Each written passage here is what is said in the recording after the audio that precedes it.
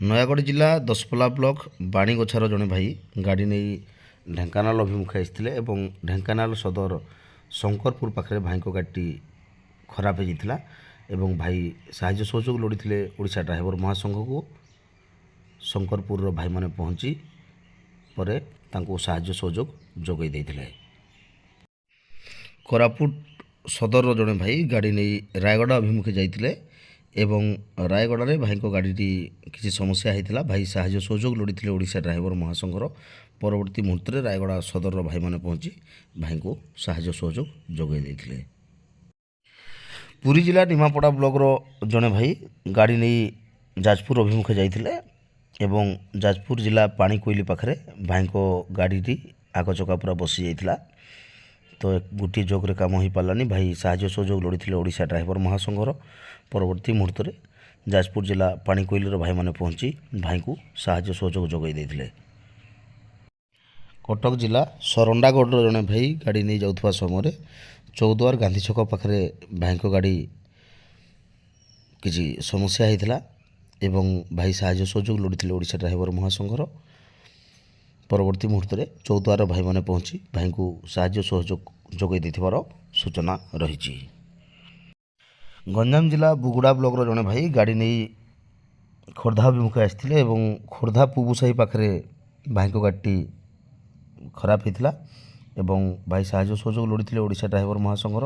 ପରବର୍ତ୍ତୀ ମୁହୂର୍ତ୍ତରେ ଭାଇମାନେ ପୁବୁସାହିର ଭାଇମାନେ ପହଞ୍ଚି ଭାଇଙ୍କୁ ସାହାଯ୍ୟ ସହଯୋଗ ଯୋଗାଇ ଦେଇଥିଲେ ଏବଂ ଓଡ଼ିଶା ଡ୍ରାଇଭର ମହାସଂଘର ନିୟମ ହିସାବରେ ମୁଁ ଆଜି ସାହାଯ୍ୟ ପାଇଲି, ଆଗାମୀ ଦିନରେ ଯେକୌଣସି ଡ୍ରାଇଭର ଭାଇ ଅସୁବିଧାରେ ପଡ଼ିଥିବେ ତାଙ୍କୁ ସାହାଯ୍ୟ କରିବି, ଏହି ନିହାତି ଶପଥ କରେଇକି ଭାଇଙ୍କୁ ଛାଡ଼ିଥିବାର ସୂଚନା ରହିଛି।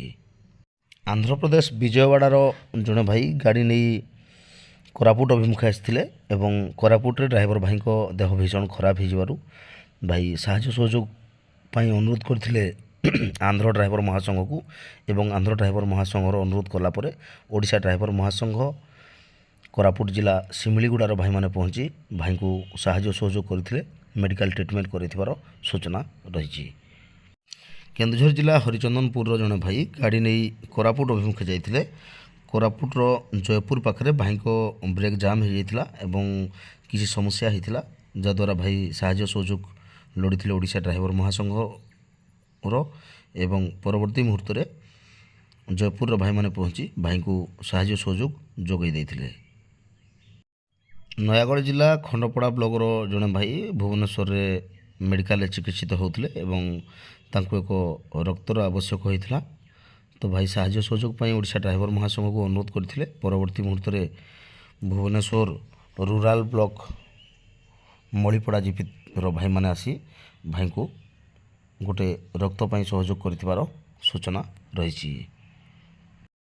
ମୟୂରଭଞ୍ଜ ଜିଲ୍ଲା ରାସଗୋବିନ୍ଦପୁର ବ୍ଲକର ନାକିଚୁଆଁ ଜିପିର ମିଠୁ ପଡ଼ିଆରୀ ଭାଇଙ୍କ ଗତକାଲି ଦେହାନ୍ତ ହୋଇଯାଇଛି ଏବଂ ତାଙ୍କ ଦେହାନ୍ତ ଖବର ଶୁଣି ରାସଗୋବିନ୍ଦପୁର ବ୍ଲକର ସମସ୍ତ ଭାଇମାନେ ପହଞ୍ଚିଥିଲେ। ଭାଇଙ୍କର ଅନ୍ତିମ ସଂସ୍କାରରେ ଯୋଗ ଦେଇଥିବା ସହିତ ଭାଇଙ୍କ ଅମର ଆତ୍ମାର ସଦ୍ଗତି ନିମନ୍ତେ ପ୍ରାର୍ଥନା କରିଥିଲେ ଏବଂ ତାଙ୍କ ପରିବାରକୁ ମଧ୍ୟ ଆଶ୍ୱାସନା ଦେଇଥିବାର ସୂଚନା ରହୁଛି। କୋରାପୁଟର ଜଣେ ଭାଇ ଗାଡ଼ି ନେଇ ଜୟପୁର ଅଭିମୁଖେ ଯାଇଥିଲେ ଏବଂ ଜୟପୁରରେ ଭାଇଙ୍କର ଗାଡ଼ିଟି ସମସ୍ୟା ହୋଇଥିଲା ଏବଂ ସେ ସାହାଯ୍ୟ ସହଯୋଗ ଲୋଡ଼ିଥିଲେ ଓଡ଼ିଶା ଡ୍ରାଇଭର ମହାସଂଘର। ପରବର୍ତ୍ତୀ ମୁହୂର୍ତ୍ତରେ ଜୟପୁରର ଭାଇମାନେ ପହଞ୍ଚି ଭାଇଙ୍କୁ ସାହାଯ୍ୟ ସହଯୋଗ ଯୋଗାଇ ଦେଇଥିଲେ ଏବଂ ଭାଇଙ୍କ ଗାଡ଼ିଟି ଯାହା ବି ସମସ୍ୟା ଥିଲା ତା'ର ସମାଧାନ କରିଥିବାର ସୂଚନା ରହିଛି। ଗଞ୍ଜାମ ଜିଲ୍ଲା ଧରାକୋଟ ବ୍ଲକର ଜଣେ ଭାଇ ଗାଡ଼ି ନେଇ ଯାଉଥିବା ସମୟରେ ବାଲୁଗାଁ ବାଇପାସରେ ଭାଇଙ୍କ ଗାଡ଼ିଟି ସାଇଡ଼୍ ହୋଇଯାଇଥିଲା, ଦବି ଯାଇଥିଲା। ତ ଭାଇ ସାହାଯ୍ୟ ସହଯୋଗ ପାଇଁ ଅନୁରୋଧ କରିଥିଲେ ଓଡ଼ିଶା ଡ୍ରାଇଭର ମହାସଂଘକୁ। ପରବର୍ତ୍ତୀ ମୁହୂର୍ତ୍ତରେ ଭାଇମାନେ ପହଞ୍ଚି ଭାଇଙ୍କୁ ସାହାଯ୍ୟ ସହଯୋଗ କରିଥିବାର ସୂଚନା ରହିଛି।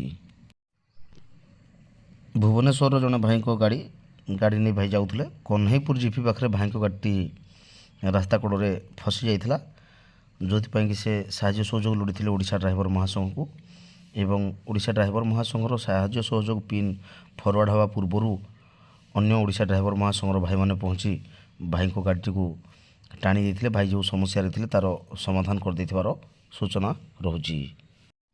ଗଞ୍ଜାମ ଜିଲ୍ଲା ହିଞ୍ଜିଳିକାଟୁର ଜଣେ ଭାଇ ଗାଡ଼ି ନେଇ ଯାଉଥିବା ସମୟରେ ଗଜପତି ଜିଲ୍ଲା ଅଡ଼ବା ମୋହନା ପାଖରେ ଥିବା ଲୁଦୁପଙ୍ଗା ଘାଟି ପାଖରେ ଭାଇଙ୍କ ଗାଡ଼ିଟି ସମସ୍ୟା ହେଇଥିଲା ବା ସେ ସାହାଯ୍ୟ ସହଯୋଗ ଲୋଡ଼ିଥିଲେ ଓଡ଼ିଶା ଡ୍ରାଇଭର ମହାସଂଘର ଏବଂ ପରବର୍ତ୍ତୀ ମୁହୂର୍ତ୍ତରେ ଗଜପତି ଜିଲ୍ଲା ଅଡ଼ବାର ଭାଇମାନେ ପହଞ୍ଚି ଭାଇଙ୍କୁ ସାହାଯ୍ୟ ସହଯୋଗ ଯୋଗାଇ ଦେଇଥିଲେ। ବାଲେଶ୍ୱର ସଦର ବ୍ଲକକୁ ଗାଡ଼ି ନେଇ ଆସିଥିବା ଅନ୍ୟ ବ୍ଲକର ଜଣେ ଭାଇଙ୍କ ଗାଡ଼ିଟି ବ୍ରେକ୍ଡାଉନ୍ ହୋଇଥିଲା ବାଲେଶ୍ୱର ସଦରରେ। ଭାଇ ମଧ୍ୟ ସାହାଯ୍ୟ ସହଯୋଗ ଲୋଡ଼ିଥିଲେ ଓଡ଼ିଶା ଡ୍ରାଇଭର ମହାସଂଘର। ପରବର୍ତ୍ତୀ ମୁହୂର୍ତ୍ତରେ ବାଲେଶ୍ୱର ସଦରର ଭାଇମାନେ ପହଞ୍ଚି ଭାଇଙ୍କୁ ସାହାଯ୍ୟ ସହଯୋଗ ଯୋଗାଇ ଦେଇଥିବାର ସୂଚନା ରହିଛି। ପ୍ରତିଦିନ ମହାସଂଘରେ ଘଟୁଥିବା ସମସ୍ତ ଘଟଣା ବିଷୟରେ ଜାଣିବା ପାଇଁ ମହାସଂଘ ଅପଡେଟ୍ ଚ୍ୟାନେଲକୁ ସବସ୍କ୍ରାଇବ୍ କରିବାକୁ ଭୁଲିବେନି।